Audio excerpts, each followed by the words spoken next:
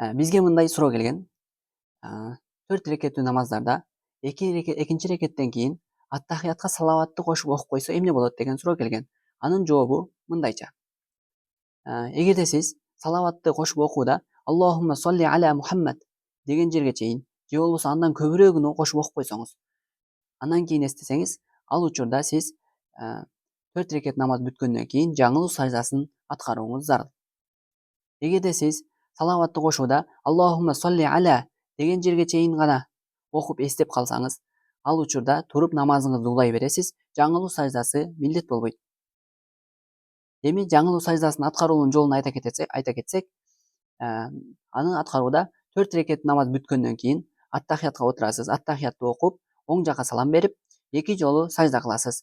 Саждада кадимкидей эле намаздагы саждадай эле аткарасыз. Субхана роббиял а'ла деп 3 жолу тасбих айтасыз. Мына ошондой 2 сажда кылгандан кийин кайрадан аттахиятка отуруп, аттахият салаватты окуп, 2 жака салам берип, намазыңызды бүтүрөсүз.